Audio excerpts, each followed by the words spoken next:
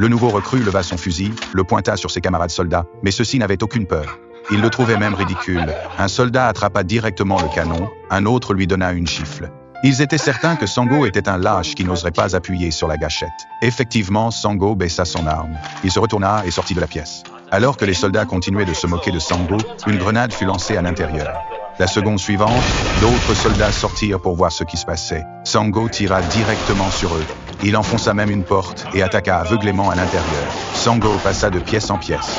Il cherchait le capitaine qu'il avait le plus maltraité. Les coups de feu réveillèrent tous les soldats. Ils rassemblèrent leur courage pour approcher de la porte et l'ouvrir. Sans surprise, Sango se tenait juste là. Il exigea de savoir où se trouvait le capitaine. Les soldats tentèrent de calmer Sango, mais la haine l'avait déjà consumé. Sango continua à chercher le capitaine. Il atteignit les toilettes et commença à vérifier chaque cabine. Alors qu'il s'apprêtait à ouvrir la dernière, le capitaine surgit de l'intérieur.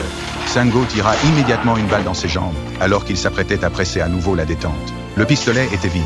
À ce moment-là, les forces spéciales avaient encerclé le bâtiment. Ils appréhendèrent Sango.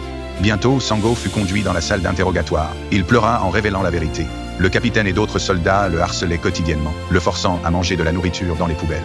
Il le faisait aussi jouer à pierre-papier-ciseaux avec son propre reflet dans un miroir, puis se moquait de lui sans pitié. Ils lui ont même infligé des actes bestiaux, disant qu'il avait tout enduré en silence. Mais ce jour-là, le capitaine, sur le point d'être démobilisé, dit à Sango, la première chose qu'il faisait en partant était de briser les jambes de la mère de Sango. Sango ne pouvait plus supporter cela. C'est pourquoi il a décidé de les envoyer tous en enfer. Après l'interrogatoire, Sango a enfin retrouvé sa mère, et ils ont pleuré ensemble. Témoins de cette scène, tous ont été profondément émus et ont décidé d'aider les nouvelles recrues. Le jour du procès, une autre recrue victime de harcèlement a révélé la vérité sur ce qui se passait dans l'armée.